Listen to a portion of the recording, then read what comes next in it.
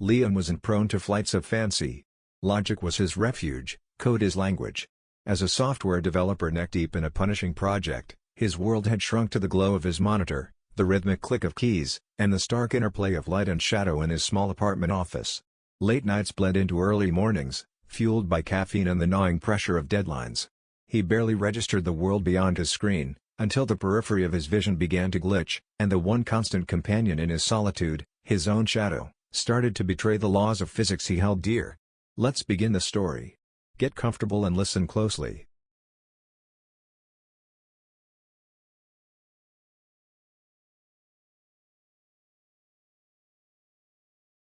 The deadline loomed like a digital guillotine. Liam squinted, the lines of code blurring into an abstract pattern on the oversized monitor that dominated his desk. It was 3 a.m. again. Outside, the city hummed its ceaseless, muffled song, but inside Liam's third-floor apartment, the only sounds were the frantic tapping of his keyboard and the low drone of the server rack ducked into a closet. His workspace was a study in controlled chaos, neat stacks of technical manuals, a precisely angled desk lamp casting a pool of star-quiet light, cables meticulously zip-tied. Order amidst pressure. It was how he functioned. He leaned back, stretching his arms overhead, joints popping in protest. A weary sigh escaped him. His eyes drifted to the wall opposite his desk, where his shadow stretched, elongated and distorted by the angle of the lamp. He rotated his wrist, watching the dark silhouette mimic the motion. Standard physics. Cause and effect. Then, something odd happened. As he dropped his hands back to the keyboard, his shadow seemed to hesitate. For the briefest fraction of a second, the shadowed arms on the wall remained raised before snapping down to match his posture. It was like a frame skip in a poorly rendered video game. Liam blinked, rubbing his tired eyes. Fatigue. Had to be. He'd been staring at the screen for 16 hours straight, surviving on stale coffee and protein bars.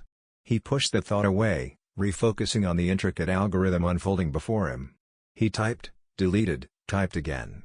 The project demanded absolute precision. A single misplaced semicolon could cascade into system failure. His own perception, apparently, was less reliable. He finished a particularly complex function and leaned back again, deliberately this time, watching the wall. His shadow followed, perfectly synchronized. He waved a hand. The shadow waved back, flawlessly. He shook his head, a small, humorless chuckle escaping him. Definitely tired. Maybe the screen glare was playing tricks, or the hum of the electronics was inducing some kind of auditory visual synesthesia.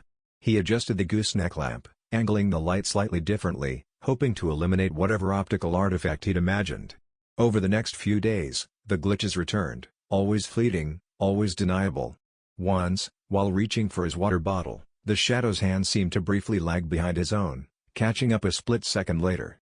Another time, while standing under the harsh fluorescent lights of the office corridor during a rare daylight foray, he glanced down and felt, more than saw, that the shadow pool at his feet was unnaturally sharp, its edges almost crystalline, before softening back to normal as he focused on it.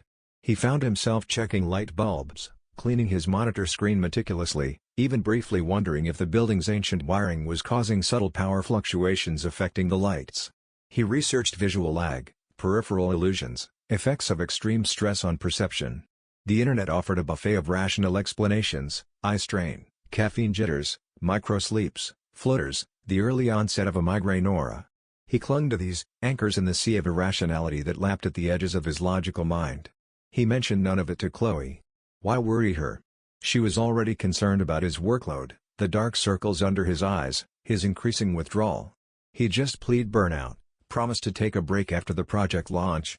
He couldn't articulate the specific, bizarre nature of his visual hiccups without sounding completely unhinged. It was just fatigue. It had to be. But a seed of unease had been planted, taking root in the dimly lit corners of his meticulously ordered world. The flickers at the edge of his vision were becoming harder to ignore, like static presaging a storm. The moment it became undeniable wasn't dramatic, not in the way horror movies depicted. There was no crash of thunder, no sudden plunge into darkness. It was quiet, mundane, and utterly terrifying. Liam had been hunched over his desk, wrestling with a stubborn bug in the deployment script. Frustration mounted with each failed test. Finally, identifying the erroneous line, a surge of triumph and relief washed over him. He pushed back his chair abruptly and stood up, stretching his cramped limbs. And his shadow remained seated. It wasn't a flicker this time, not a lag measured in milliseconds. For a full, heart-stopping half-second, the dark silhouette slumped in the chair projected onto the wall was starkly, impossibly still, while Liam himself was fully upright. Then, with a speed that seemed too fast, too snappy, the shadow figure sprang up, perfectly aligning with his posture as if nothing had happened. The air left Liam's lungs in a silent whoosh. The blood drained from his face, leaving his skin feeling cold and clammy. He stared at the wall, then down at his own feet, then back at the shadow. It stood there, innocuously mimicking his stillness. His heart hammered against his ribs, a frantic drumbeat against the sudden, ringing silence of the room. No. He raised his right hand slowly. The shadow raised its right hand. He waved it side to side. The shadow mimicked perfectly. He dropped his hand. The shadow dropped its hand. He tried again, faster this time. He jabbed a finger towards the monitor. His shadow did the same. He spun around quickly. The shadow spun with him, clinging faithfully to the wall illuminated by the desk lamp. It was behaving. It was normal. Did I imagine it? Did I actually hesitate getting up? He sank back into his chair, the previous triumph over the code bug utterly forgotten. Disbelief warred with the cold certainty of what he had witnessed. He knew what he saw. The delay wasn't subjective, it was a distinct, measurable interval of non-compliance. He spent the next 2 hours in a state of escalating panic, masquerading as scientific inquiry. He moved frantically around the small office, testing the shadow under different conditions. He switched off the main overhead light, relying only on the desk lamp. He turned the desk lamp off and used only the ambient glow from the monitor. He opened the blinds slightly, letting in the weak, pre-dawn city light, creating multiple, fainter shadows. He moved slowly, quickly, erratically. He jumped, waved, danced clumsy, jerky movements, desperately trying to catch it out again. Nothing. The shadow obeyed every command, every twitch, every subtle shift in weight. It was perfect, infuriatingly so. The lack of repeatable evidence was almost worse than the event itself. It pushed him towards the precipice of self-doubt. Was he cracking under the pressure? Was this a stress-induced hallucination, more vivid than the earlier flickers? A waking dream? A micro-sleep where his body moved before his conscious perception fully caught up? He found himself frantically Googling again, keywords growing more desperate, shadow moving independently, hallucinating my shadow, neurological disorders causing visual delay. Doppelganger phenomenon shadow. The results were a bizarre mix of physics explanations about light and perception, psychological theories about projection and disassociation, and creepy folklore about shadow people and stolen souls. None of it offered a concrete answer, just more tendrils of unease. That evening, Chloe came over. She found him pale and distracted, jumpier than usual. "Rough day?" she asked, her voice laced with concern as she unpacked groceries. He forced a smile. "Just tired." Really burning the candle at both ends. He hesitated, then decided to test the waters, carefully phrasing it. "You ever get so tired your eyes play tricks on you? Like, you see things lag for a second?" Chloe paused, looking at him closely. "Like when you stand up too fast and feel dizzy?" "No, not like that. More like seeing something move a split second after it should have." She frowned, concern deepening. "Liam, that sounds like serious burnout. Maybe worse. Have you been sleeping at all?" "Trying," he lied, avoiding her gaze. "You need a break," she insisted, putting her hands on his shoulders. "A real one. This project is killing you." He nodded, letting her attribute it to stress. It was easier. Safer. Explaining that he thought his own shadow had disobeyed him felt like confessing to madness. But as Chloe talked about planning a weekend getaway, Liam's eyes kept flicking nervously towards the walls, towards the constant, silent companion that now felt less like a reflection and more like a prisoner contemplating escape. The uncoupling had happened. The connection, once absolute, now felt terrifyingly fragile. The shadow didn't stay normal for long. The blatant disobedience didn't repeat itself immediately, but something more insidious began, subtle, independent movements creeping in at the edges of his perception. It wouldn't happen when he stared directly at it, under focused scrutiny, it remained a perfect, lifeless mimic. The defiance occurred in glimpses, caught in reflections or out of the corner of his eye. He'd be typing, focused intently on the screen, and catch a flicker of movement in the polished black surface of his silent phone lying face down on the desk. He'd snatch his gaze towards the wall, but the shadow would be still, perfectly mirroring his hunched posture. Yet, the afterimage burned in his mind, the shadow's head tilted slightly, as if regarding him with silent curiosity. Another time, glancing up at the window pane, which reflected the room like a dark mirror in the night, he saw the shadow figure stretching, its arms reaching languidly upwards, even though Liam himself sat frozen, hands hovering over the keyboard. The moment his eyes focused on the reflection, the shadow snapped back into perfect mimicry. These moments were fleeting, maddeningly ambiguous. Was it the low light playing tricks? The distortion of the reflective surface? Or was the shade, as he'd started to think of it, a distinct entity separate from himself, testing its boundaries, learning how much it could get away with? It felt like being watched, constantly, not by eyes, but by an absence of light that had somehow gained intent. Driven by a desperate need for proof, for validation that he wasn't losing his mind, Liam turned to his phone. He propped it up on a stack of books, angled towards the wall where his shadow was most clearly defined by the desk lamp. He hit record, then tried to work normally, forcing himself not to stare at the wall, occasionally making deliberate movements, standing, sitting, waving an arm, hoping to catch the shade in the act. He spent hours recording, generating gigabytes of mundane footage. Reviewing it was agonizing. Frame by frame, he scrutinized the playback. There were moments. Maybe. A slight blur during a fast movement that could be interpreted as lag. An edge that seemed unnaturally sharp for a fraction of a second before softening. A posture that seemed slightly off from his own, but could easily be attributed to the angle of the camera, the compression of the video file, or simple paranoia overlaying meaning onto random noise. There was no smoking gun, no undeniable proof. The recordings only served to amplify his frustration and self-doubt. He felt trapped in a psychological horror film of his own making, where the monster was visible only to him. His behavior grew increasingly erratic. The logical, meticulous developer was being consumed by primal fear. He started leaving lights on all over the apartment, even during the day, chasing away shadows, seeking the sterile safety of full illumination. His electricity bill spiked, but the cost was secondary to the desperate need to minimize the shade's territory. Sleep became nearly impossible. The darkness behind his closed eyelids felt oppressive, teeming with unseen movement.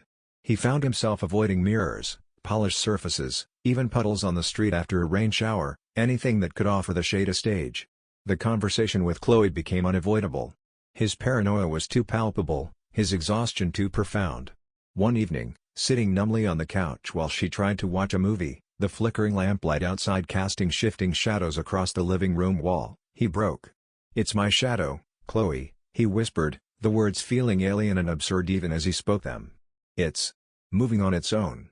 She muted the TV, turning to him, her expression a mixture of confusion and alarm. "What do you mean, moving on its own?" He tried to explain, recounting the initial lag, the moment it stayed seated, the reflected movements, the failed recordings. He spoke haltingly, aware of how insane it sounded. "It watches me. It mimics me. But not always. Only when I'm not looking directly. It's like it's sentient." Chloe listened patiently, her initial alarm softening into deep concern. She reached out, taking his trembling hand. "Liam, honey," she said gently, her voice calm and soothing, "you're under an incredible amount of stress. You're severely sleep-deprived. The mind can do strange things when it's pushed that far. It sounds like maybe hallucinations, brought on by exhaustion." "It's not a hallucination," he insisted, pulling his hand away, frustration making his voice sharp. "I know what I saw. It's real." Okay, she said, holding up her hands placatingly. "But even if it feels real, don't you think it might be helpful to talk to someone? A professional? Just to rule out any medical or psychological causes?" Therapy. The word hung in the air, a confirmation of how far from credible he sounded. He felt a chasm opening between them, her grounded reality refusing to acknowledge his terrifying one. She wasn't dismissing him cruelly, she was genuinely worried, interpreting his fear as a symptom of breakdown. But her rational concern felt like another form of gaslighting, invalidating the impossible horror he was experiencing. He was alone with it. Alone with the silent mimic that danced just outside the spotlight of his attention. The shade's autonomy grew bolder, graduating from mere mimicry deviations to small, independent actions. These acts were never overtly aggressive, which somehow made them more disturbing. They were subtle intrusions into the physical world, executed with a chilling silence. One morning, Liam was reaching for his coffee mug on the cluttered desk, his mind already parsing lines of code from the previous night. Out of the corner of his eye, he saw his shadow on the wall mimic the reach. But then, the shadow's hand extended slightly further, its dark index finger briefly, deliberately pointing towards his phone, which lay silent on the edge of the desk.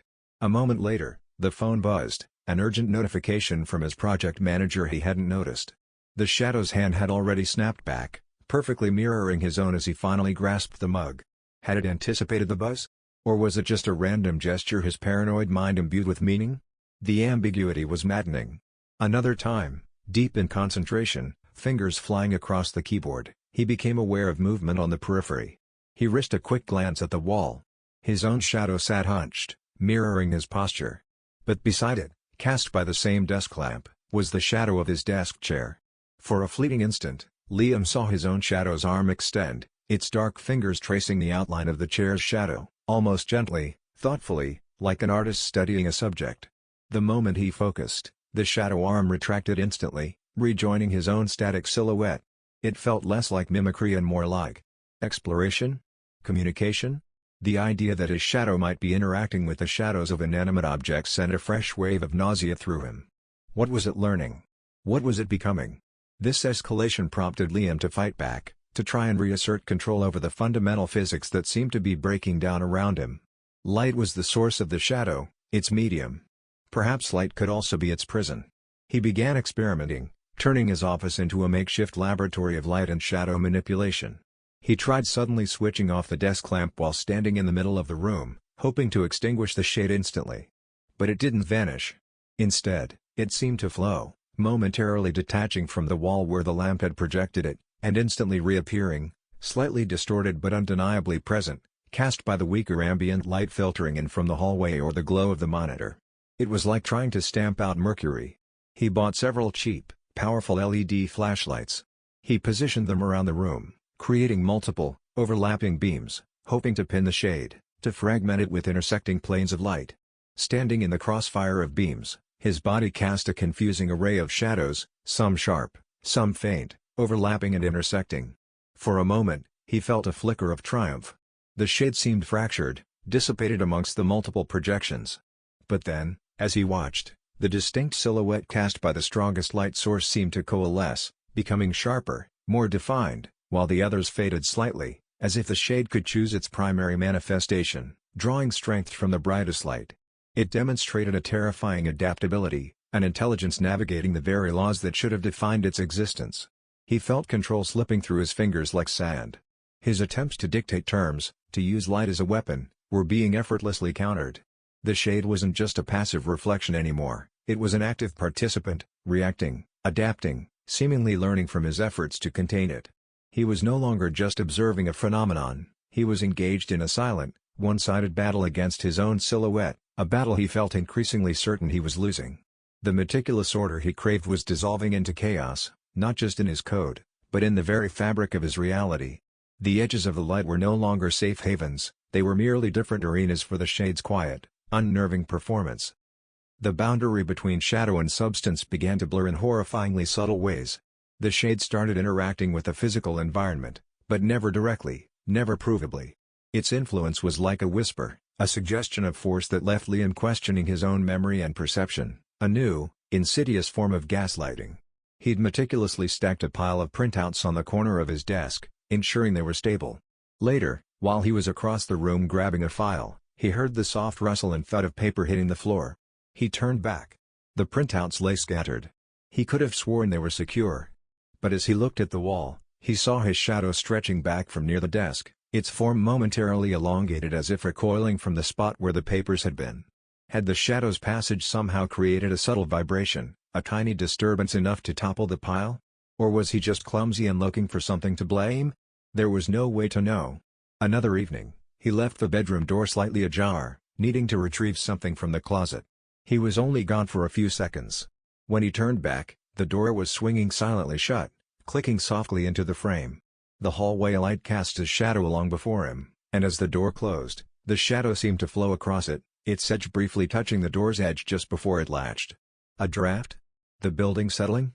Or had the shade, in its silent passage, nudged it closed? Each incident was deniable, borderline, easily dismissed as coincidence or carelessness. Yet, the cumulative effect was profoundly unnerving. suggesting the shade possessed a form of subtle telekinesis, or perhaps an ability to manipulate air currents or vibrations in its vicinity. It was touching his world, but only with ghost fingers. More disturbing still was the way the shade began to reflect not his physical actions, but his internal state, specifically, the emotions he tried to suppress. Liam prided himself on maintaining a calm, logical exterior, especially under pressure. But inside, anxiety often churned. He started noticing that when he felt that internal tension while projecting outward calm, his shadow would betray him. Its posture on the wall might appear subtly hunched, tense, the shoulders drawn up tightly even as Liam stood relaxed. When he forced a smile during a difficult video call with his boss, he caught a glimpse of his shadow in the reflection of a framed picture. Its head was bowed low, projecting an image of dejection or despair that directly contradicted the mask he wore. It was as if the shade had become a living, breathing manifestation of his repressed self, his subconscious anxieties given dark form. It made him feel naked, exposed, his inner turmoil visually broadcast for an audience of one, himself, and perhaps, the shade itself. Was it feeding on his anxiety? Was its growing autonomy fueled by the parts of himself he refused to acknowledge? Desperate for answers, Liam plunged deeper into research, his search history becoming a repository of the esoteric and the bizarre. He read about Jungian archetypes, the shadow self, the unconscious repository of repressed desires and perceived weaknesses. He explored obscure folklore from various cultures detailing shadow entities, some mischievous, some malevolent, some said to steal souls. He even delved into fringe physics theories about dimensional interfaces and dark matter interactions. He found vague parallels, intriguing concepts, but nothing concrete, nothing that explained the specific, terrifying reality of his situation. He tried confronting it directly. Standing before the wall, heart pounding, he spoke to the silent silhouette. "What are you?" he demanded, his voice trembling slightly. "What do you want?" The shade offered no response, merely standing still, mimicking his posture with unnerving fidelity. He yelled at it, pleaded with it, reasoned with it. Silence. Its only communication remained the silent mimicry, the subtle deviations, the unnerving, independent actions. He briefly considered going back to Chloe, showing her the research, trying again to explain the emotional mirroring, the indirect physical interactions. But how? "My shadow looks sad when I pretend to be happy, and I think it knocked over some papers." He could already hear how it sounded. If he did seek therapy, as Chloe had urged, how could he possibly convey this experience without sounding profoundly delusional?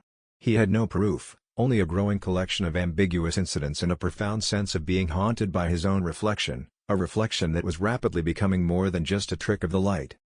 The shade's influence began to bleed outwards, subtly affecting how others perceived Liam, creating moments of disturbing dissonance between his own experience and theirs. It was as if the shade was learning to momentarily overlay itself onto him, projecting something alien through his own form. During a tense discussion with Chloe about his continued erratic behavior and refusal to seek help, she suddenly recoiled slightly, her eyes widening for a fraction of a second. "Why are you looking at me like that?" she asked, a tremor in her voice. "Like what?" Liam asked, genuinely confused. He felt concerned, perhaps a little defensive, but he was sure his expression reflected that, not malice. "Your face just twisted," she stammered, shaking her head as if to clear it. It looked so cold. Cruel. He insisted he hadn't changed expression, that she must have misinterpreted. But the incident left him deeply shaken. Had the shade briefly warped his features in a way only perceptible to her? A sneer overlaid on his concern? A similar event occurred during a virtual team meeting. Liam felt engaged, focused on the technical discussion. Afterwards, a usually friendly colleague sent him a private message. "Hey man, everything okay? You seemed really distracted in that meeting, almost distant. Like you weren't really there." Liam was baffled. He had been there, fully present. Could the shade have failed to mimic his attentive posture perfectly, projecting an image of dissociation visible to his colleagues through the webcam? It was another layer of violation. The shade wasn't just haunting him, it was potentially sabotaging his relationships and professional reputation. The most chilling manifestations occurred when Liam confronted his own reflection. Looking in the bathroom mirror became an exercise in terror. One morning, while shaving, he met his own gaze. For a split second, before his own lips moved, the mouth of his reflection twisted into a distinct, smug smirk. It vanished instantly, replaced by his own neutral expression, but the image was seared into his mind. Another time, forcing himself to smile into the mirror, trying to project normalcy, His reflection held the strained smile for a beat too long after his own face had relaxed, its eyes seeming cold and assessing. It felt like the shade was using the mirror not just to mimic, but to practice. Practicing wearing his face, testing its control over the expressions that defined him. The shade's independent movements grew bolder, less concerned with being caught. It no longer confined its autonomy strictly to moments when Liam wasn't looking. He'd be walking down a dimly lit corridor at work, and feel a distinct something move behind him. He'd turn, and see nothing, but catch the final flicker of his shadow settling back into place against the wall. Once, while waiting for an elevator, someone behind him waved. Liam didn't see them, but out of the corner of his eye, he saw his shadow's arm raise in a reciprocal wave before quickly snapping back down. The most disorienting incident happened in his kitchen. He reached for the kettle on the counter. Simultaneously, he saw his shadow on the cabinet opposite also reach for the kettle's shadow. For a confusing, vertiginous moment, there were two distinct reaching motions, his own physical one, and the shadow's silent, mimicking yet independent one. It created a bizarre doubling effect, a brief stutter in reality that made his head swim. The shade was pushing the boundaries, growing more confident, less cautious. It was no longer just a lagging mimic or a peripheral disturbance. It was actively testing its ability to interact, to influence perception, even to wear his own expressions. The feeling of being watched had evolved into a feeling of being encroached upon, of his own identity becoming a mask that something else was learning to wear. The silent mimic was preparing for a more active role. The breaking point arrived during a nightmarish confluence of stress and literal darkness. Liam was pushing towards the final integration phase of the project, fueled by an unhealthy cocktail of caffeine, adrenaline, and sheer terror. A fierce thunderstorm raged outside, rattling the window panes, plunging the neighborhood into intermittent darkness as the power flickered. Chloe was there, having insisted on staying, her presence a small, fragile anchor in his swirling vortex of fear. Then, the power failed completely. Not a flicker, but a sudden, decisive plunge into blackness, broken only by the frantic flashes of lightning outside. Emergency lights in the hallway outside his apartment cast long, dancing shadows through the peephole, but his own apartment was utterly dark, save for the dim, dying glow of his laptop screen. In that profound darkness, Liam felt it, a bizarre, physical pulling sensation, originating from his feet, as if he were rooted to the floor by something suddenly trying to tear itself away. He gasped, stumbling back against the wall, his breath catching in his throat. A flash of lightning illuminated the room, freezing a horrific tableau. There, standing a foot in front of him, momentarily distinct from the floor, was it. The shade. Not a flat projection on a surface, but a three-dimensional silhouette of pure, featureless blackness, vaguely man-shaped, seemingly trying to wrench itself free from his heels. It possessed a terrifying solidity, an impossible depth in the absolute darkness. It looked like a hole punched into the fabric of reality, shaped like him. Its goal was terrifyingly clear: separation. It wanted to be its own entity, free from the body that cast it. Another wave of darkness swallowed the image, but the pulling sensation intensified, accompanied by an unnatural, bone-deep cold. He felt a disorienting wave wash over him, a feeling of being overlaid. As if the shade, failing immediate separation, was now trying to merge with him, to push him out from within his own skin. It felt like icy static crawling under his flesh, his own limbs momentarily feeling sluggish, puppet-like, responding a fraction of a second after his mental command. Assimilation. Panic, raw and primal, surged through him. No. He screamed into the darkness, shoving blindly forward, away from the chilling presence. Get away from me. Chloe screamed his name, her voice tight with fear, somewhere across the room. Liam. What is it? What's happening? His mind raced, latching onto the only weapon he had, light. The shade thrived in darkness, it recoiled from direct observation, it seemed fractured by intense light. He fumbled desperately in his pocket for his phone, thumb swiping frantically across the screen to activate the flashlight. The bright LED beam sliced through the darkness, striking the space where the silhouette had stood. There was nothing there but empty air. But his shadow, cast now by the phone's beam onto the opposite wall, seemed to writhe, flattening instantly, losing that terrifying hint of dimension, but appearing unnaturally dark, contorted, as if recoiling in pain from the sudden, intense light. The light, Liam yelled, voice hoarse. It hates the light. He swept the beam around the room, keeping it moving, trying to pin the shadow, trying to dissolve it. He remembered the flashlights he'd bought. Chloe. Flashlights. Desk drawer. Chloe, guided by his frantic cries and the sweeping beam, stumbled towards his office desk. He heard her rummaging frantically. The lightning flashed again, closer this time, the thunderclap instantaneous and deafening. In that brief, blinding illumination, he saw Chloe frozen, staring not at him, but at the wall beside him, her face a mask of utter disbelief and horror. She saw it. She saw something. She found a flashlight, fumbled with the switch, and another beam cut through the darkness, joining his own. They crisscrossed the beams, painting the walls with overlapping circles of light, focusing them where his shadow lay. The shadow seemed to shrink, to flatten further, becoming less defined, almost thin. But Liam knew light alone wasn't enough. The shade was a part of him, born from his stress, his repression. It was his darkness given form. He had to confront the source. Taking a shuddering breath, still holding the light steady, he forced himself to speak, not to the shadow on the wall, but to the fear inside himself. "You're my fear," he choked out, the words feeling heavy, true. "My anxiety. The stress. Everything I push down." He acknowledged the pressure, the late nights, the repressed anger at his workload, the fear of failure he hadn't dared admit. "I see you. I acknowledge you." As he spoke, pouring out the anxieties he'd kept bottled up, the shadow on the wall seemed to lessen. It didn't vanish, but the writhing stopped. The unnatural darkness faded slightly. The pulling sensation at his feet subsided, the chilling cold receded. He felt less like he was fighting an external monster and more like he was integrating a lost part of himself. The climax wasn't a banishment, but a painful, terrifying reconciliation. He didn't destroy the shade, he acknowledged its source within him. Suddenly, the main lights flickered back on, flooding the apartment with harsh, normal light. Liam stood panting, phone still raised, beam unnecessary now. His shadow stretched normally behind him, cast by the overhead light.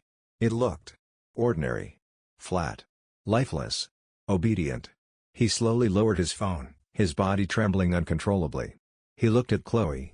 She stood frozen, flashlight still aimed at the wall, her face pale, eyes wide with shock. She stared from the innocuous shadow, to Liam, and back again. The impossible had intruded upon her reality. The choice was stark: believe the unbelievable horror she had glimpsed, or rationalize it away as Liam finally, completely breaking under pressure. Her expression was unreadable, caught between terror and disbelief. The silence stretched, thick with the aftermath of the storm, both outside and within. The aftermath was quiet, unsettlingly so. The project deadline was met, somehow. Liam functioned, moving through the motions of work and life, but the terror had etched itself permanently onto his psyche. He hadn't vanquished the shade, the confrontation in the darkness hadn't been an exorcism, but a forced, unstable truce. Or worse. He never felt truly alone again. Every shadow held a latent threat, every reflection felt like a potential betrayal. He became obsessive about lighting, installing brighter bulbs, adding extra lamps, ensuring no corner of his apartment remained in deep shadow. He avoided mirrors when possible, catching only fleeting glimpses of himself. The memory of the three-dimensional silhouette, the feeling of attempted assimilation, was a cold knot in his stomach that never fully dissolved. Chloe stayed. She never explicitly said she believed him, never tried to rationally explain away what she witnessed during the blackout. The horror in her eyes that night had been too real. But a barrier had formed between them, woven from the unbelievable truth. Their conversations became more cautious, skirting the edges of his experience. She watched him sometimes with a mixture of love, pity, and a residual fear that lingered in her gaze. They were together, but the shared trauma had created an invisible distance. How could she fully trust his perception, his stability, ever again? How could he blame her? He tried to rationalize the outcome. Had acknowledging his repressed anxiety somehow starved the shade, forcing it back into alignment? Had he integrated that shadow self, achieving a fragile, terrifying balance? Or had something far more sinister occurred during that moment of intense cold and disorientation in the darkness? The doubt festered. He felt mostly himself. His thoughts were his own, his movements felt controlled.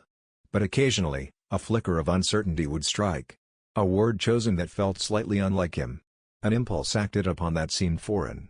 A fleeting expression caught in a window reflection that didn't quite match his internal feeling. Were these just lingering paranoia, the psychological scars of his ordeal? Or were they glitches in the system, hints that the integration wasn't perfect, that the shade hadn't been fully subdued? The final scene unfolds weeks later. Liam and Chloe are sharing a quiet dinner at home. It looks almost normal. They talk about their day, make plans for the weekend. Liam smiles, laughs, participates. He seems calmer, more present than he has been in months. Chloe watches him, a tentative hope softening the worry in her eyes. Maybe, just maybe, the worst is over. Liam gets up to clear the plates. As he walks towards the kitchen, the warm light from the dining area lamp casts his shadow clearly onto the wall beside the doorway. Chloe glances towards it, a habitual check born from lingering fear. Liam's body moves normally. He walks, turns slightly. But the shadow on the wall does something else. For just a single, deliberate second, unseen by Liam, the shadow's hand raises, index finger touching its featureless mouth in a clear, unmistakable gesture of silence. A secret kept. A victory concealed. Then, instantly, it snaps back into perfect, synchronous motion, following Liam into the kitchen. Chloe doesn't see the gesture. Only the audience does.